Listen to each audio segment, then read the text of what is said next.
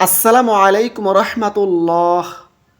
প্রিয় দর্শক, অজুর পর 2 রাকাত নফল নামাজ আদায় করুন, বিনিময়ে জান্নাত অবধারিত হয়ে যাবে। দর্শক, আজকের এই ভিডিওতে অজুর গুরুত্ব ও ফজিলত সম্পর্কে আলোচনা করব। সুতরাং গুরুত্বপূর্ণ ভিডিওটি সম্পূর্ণ দেখুন।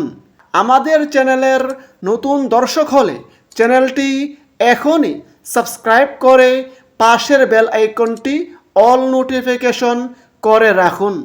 দর্শক, অজু খুবই গুরুত্বপূর্ণ ফজিলতপূর্ণ ইবাদত। অজু পবিত্রতার মাধ্যম। অজু ছাড়া নামাজ হয় না। হাদিসে রয়েছে, আল্লাহর রাসূল সাল্লাল্লাহু আলাইহি সাল্লাম বলেছেন, অজু হচ্ছে নামাজের চাবি, আর নামাজ হচ্ছে জান্নাতের চাবি। সুবহানাল্লাহ।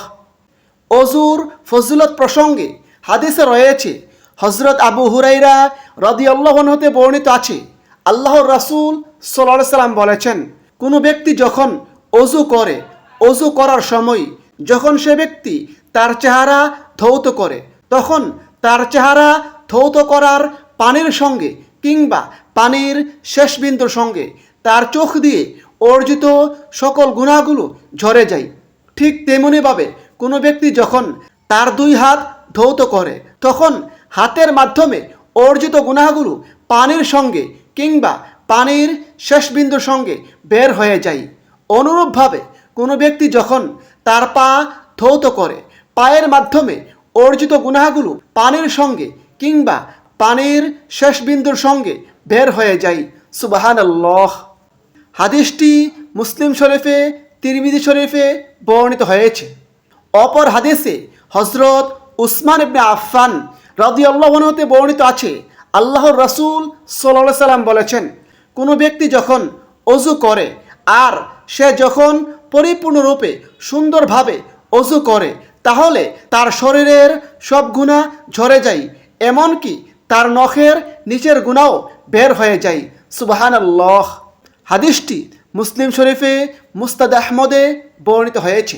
দর্শক, এখন আসুন আমরা হাদিসের মাধ্যমে জেনে নেই অজুর পর 2 রাকাত নফল নামাজ পড়ার কি গুরুত্ব এবং ফজিলত রয়েছে।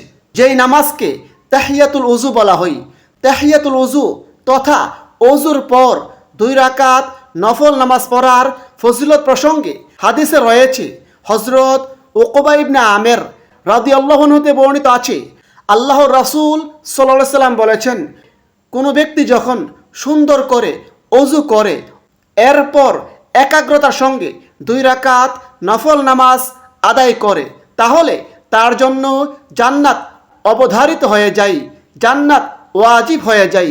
সুবহানাল্লাহ।